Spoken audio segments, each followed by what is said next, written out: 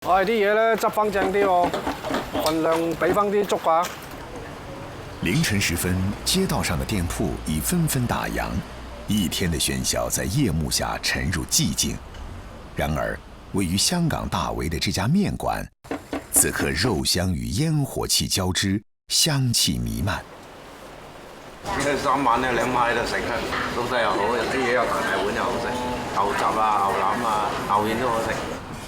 喺夜晚工作嘅客都有好多，咁變相咧，佢哋成日叫我哋話齋喂，你開夜啲啦，開夜啲啦，咁啊我哋大家都有得食。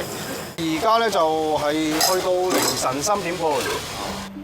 每天限量銷售的新鮮牛雜、自製滷醬香牛腩、彈牙爽口的牛肉丸和墨魚丸，才哥憑借這幾種特色牛食，為街坊們提供一日多餐的美味選擇。賓沙腩咧，平均一日咧都超過300噶啦。坑腩咧都拍得住賓沙腩嘅，即係兩個品種咧嘅腩咧都係叮咚碼頭。嚟沙腩麵。今天的才哥麵館是街坊鄰里的最愛，然而創業之初的才哥也曾遭受食客的白眼。靠着一碗牛腩逆襲，背後隱藏着怎樣的秘密呢？聽日星期六噶啦，要做多啲貨噶啦，今日又要通宵啦。咁啊魚丸都要打到20斤啊！係啊，同埋你都係炒醬嗰啲啦，乜牛腩。係。夜班結束後，才哥卻未能停歇。這個距離店鋪200米的食物生產作坊，是他每天必到之處。地方雖小，但五臟俱全。點解話齋我哋鋪頭啲牛腩牛雜啊咁好食咧，咁香？咁呢度咧就係我嘅秘密嚟嘅，驚自己忘記咗，就全部寫晒喺呢一度。才哥牛腩的絕妙美味，源於其從不外傳的醬膽配方。我差唔多基本上每樣嘢都會稱一稱嘅，因為咧好多原材料佢會發揮出唔同嘅功效同埋唔同嘅香味，都有差唔多成20幾年㗎啦，先至鑽研到自己呢一隻味出嚟咯。要炮製這鍋賦予牛腩靈魂的醬膽，絕非易事。首先，精心挑選的食材需經歷油炸的洗禮，喚醒其深藏的香氣。其次，藥材需精細研磨，幻化成粉。最後，各種藥材齊聚鍋中，在才哥的巧手下反覆推拌。炒鑊醬啊，由你炸蒜頭開始，冇得停。秘製的醬膽每周熬製1次，才哥所有的精力都專注在炒鍋之中。二弟當助手，把墨魚丸、牛腩等食材一一備齊。在醬膽炒製大功告成時，距離開業尚有3個小時，才哥還需分秒必爭，才能確保每天的牛腩準時滷製完成。咁我就會將呢啲牛腩咧啤咗水先，大概半個鐘到啦。咁啲血水咧基本上咧就啤清晒嘅。厚身嘅牛腩擺落去最底，咁啊薄身嘅牛腩咧就盡量擺最高最面。當牛腩在鐵鍋裡享受熱力的愛撫和醬料的熏陶時，才哥的妻子和3弟已在新店裡開始忙碌地熬製湯底，小姨子留守總店，也正忙着準備開業前的各項工作。每日用70斤嘅魚骨啦，會落下豬骨啊、雞啊咁樣，胡椒粉啊、蘿蔔咁樣去熬製嘅。所有外賣單你記得要打直寫，人哋要醋啊、辣椒油嗰啲要注意下。好。兩邊走，主要負責新店呢邊。如果唔夠人，我就入廚房啦。自認樓面唔夠，我就幫樓面啦。上午6點到10點，一家人在各自的崗位上忙碌着，齊心協力、勁兒往一處使的生活，已經持續了近10年。牛腩嗰啲貨嚟咗啦，過嚟幫一幫手先。攞入去。好啊，你攰唔攰啊？你攰就翻去休息下先啦。得啦，搞埋啲嘢先。上午10點半，才哥雷打不動地將新鮮牛食送到店鋪。不少客人已早早到店，等待開啟新一天的能量源泉。一個西冷河，跟住兩個雜河，一個雲吞麵，一個麵底。落張單牛河，兩個行街。在才哥的面館裡，招牌崩沙南面和坑南面最受街坊歡迎。與其他面館不同，才哥敢於接受顧客刁鑽的選擇。這刁鑽來自顧客對於不同部位牛腩的口感嗜好。我就係崩沙腩多，因為佢有脆肉味，但係咧食到嗰啲湯咧唔會鹹嘅，又唔會口乾。都食咗好耐啦，都有8年到啦。咁其實好多鋪頭都係咁噶啦，成家人綁晒喺度噶啦。家庭作坊式的經營，注定了全家人日夜顛倒，全年無休。牛腩成就了一家人的富足，也磨練着每個人的性情。即係一家人咁會有啲唔同嘅一啲爭執啊，小爭執咯。佢有要求嘅，咁我哋可能未到佢個要求咯。我覺得差少少，係差少少嘅啫。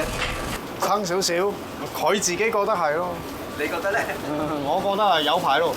家人一定有拗撬嘅，只不過在於就係話你點樣將大家出現嘅矛盾解決咗佢嘅啫嘛。解決到啦，咁咪就係叫一家人咯。10年創業，家人的信任和支持足以打敗偶爾的摩擦與矛盾，也幫助才哥的麵館度過了疫情3年最艱難的時期。疫情期間即係差唔多前後蝕咗差唔多600萬，我直頭自己層樓都攞去按埋。去到途中嘅時期咧，有打算話真係放棄，因為嗰種壓力真係好大，大到你自己揞住個心，自己喺度流眼淚。去到最嬲尾，連層樓都冇埋嘅，咁咪算咯，從頭嚟過。我好相信我先生，佢可以透過食物將呢一種神傳嘅嘢傳達到俾所有人，直至到今刻，永遠都會咁樣去支持我。夫妻同心，其利斷金。從一家僅有2、3張桌子的小店，到如今的3家分店，才哥憑借不屈不撓的精神，不僅克服了種種困難，還開創了自己的美食風格。在兄弟姐妹的共同努力下，原本被街坊罵作垃圾食品的店鋪，如今已贏得了街坊們的一致讚揚。就係希望同我一齊捱、一齊辛苦嘅兄弟姊妹，個個都可以去管理一間。我希望佢哋都好。希望就係呢幾間鋪頭，大家守得住，或者佢哋每一日做嘅粉麵飯，佢沖嘅一杯茶，有人去讚佢一句話，你啲嘢好好食啊咁樣，咁其實就已經足夠㗎啦。食飯啦！食飯啦！食飯啦！得食啦！美食不僅僅是滿足味蕾的享受，更是感情與信念的載體。只要對食材傾注心血，精心製作每一道菜品，即使是在風雨飄搖中，也能殺出一條金光大道，收穫肯定與讚賞。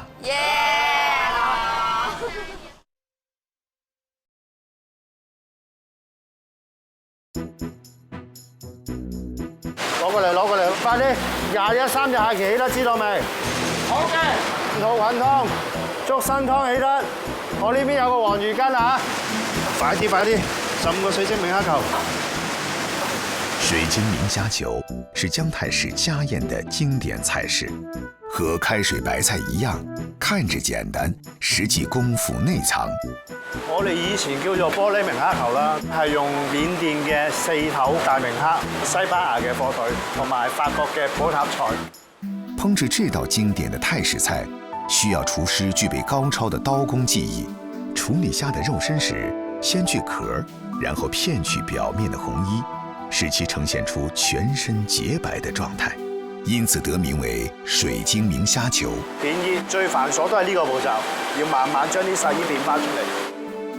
在蝦的背部劃至3刀，再用低溫油泡，雪白的蝦肉猶如花朵般綻放。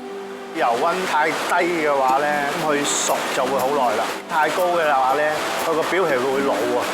外嫩內滑的蝦球，鮮脆緊緻，而內心柔軟，近似半熟糖心，師傅對火候的精準控制可見一斑。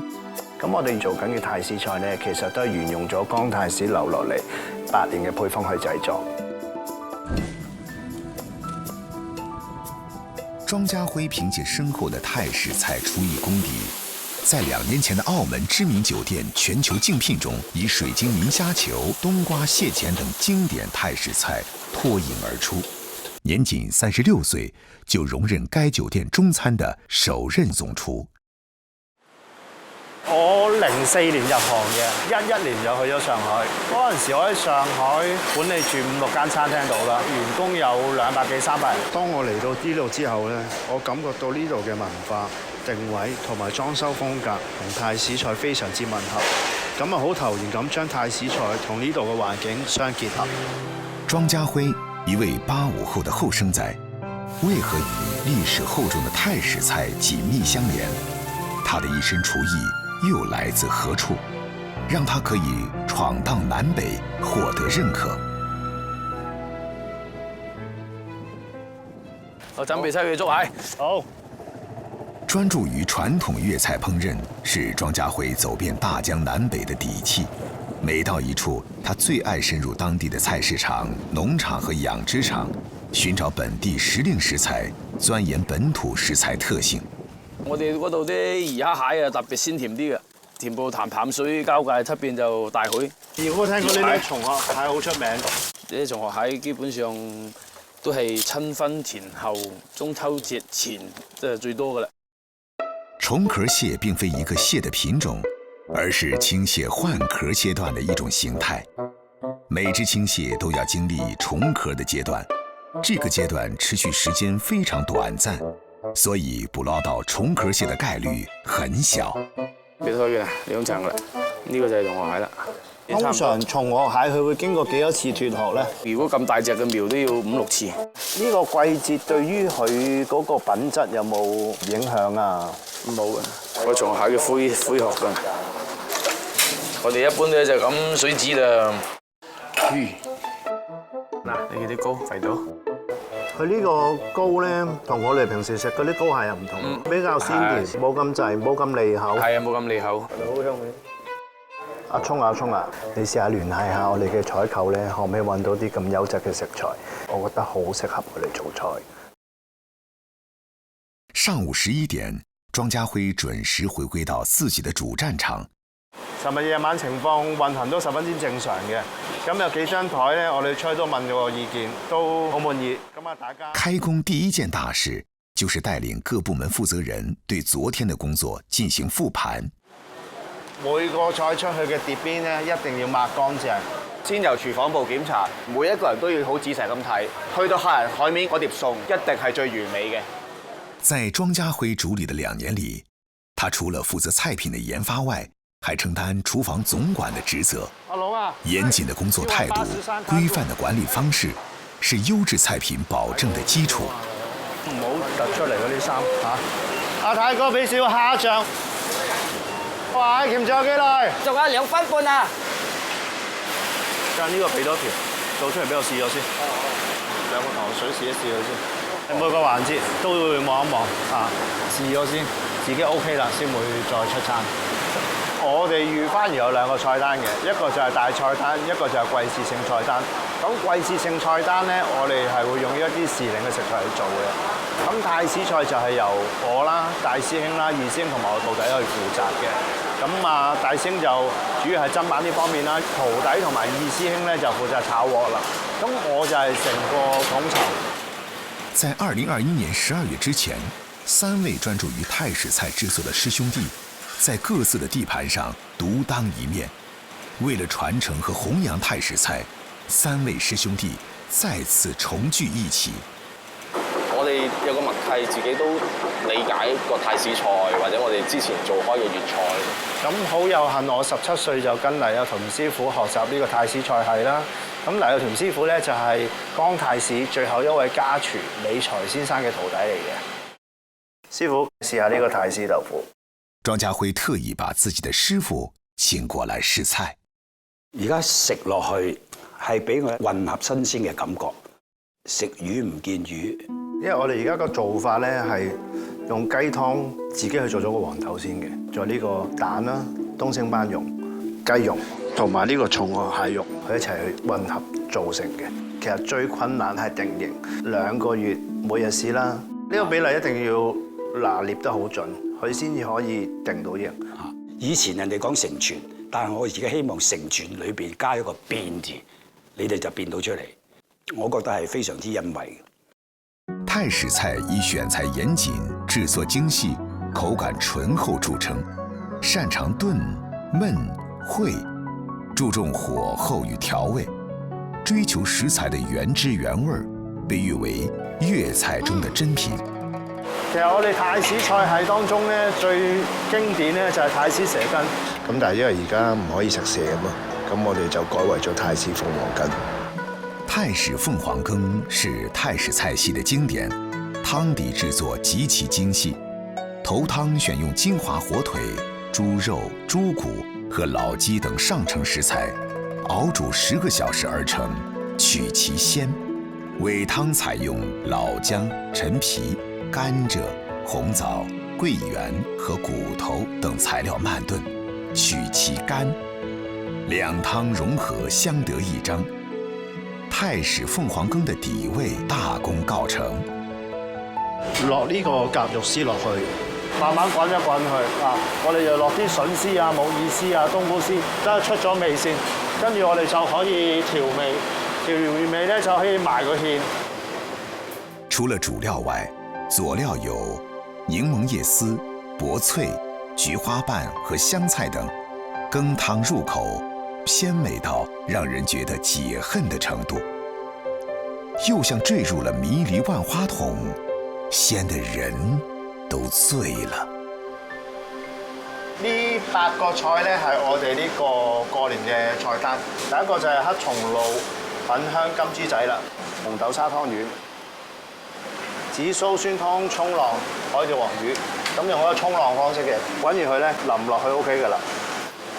你撈起嗰度大家注意啊！我哋跟翻上年嘅一樣咧，係建議客人自己撈嘅，撈到風生水起，撈到黃金滿地。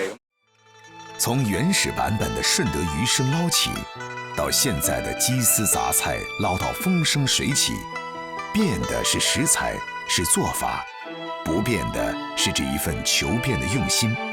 所謂有傳統無正宗，在莊家輝和團隊成員的共同努力下，泰式菜系不僅得到了傳承，還不斷創新和發展。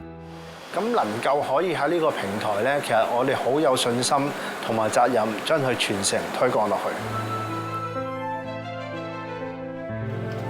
本來是思鄉的難忘記，本來是謀生的不得已，慢慢沉澱為家族的傳幫帶，慢慢凝聚為自己的事業心。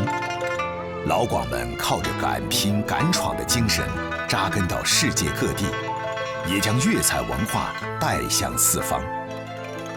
走過100年，驀然回首，最終匯成一個信念：只要夠拼，去到哪裡都行。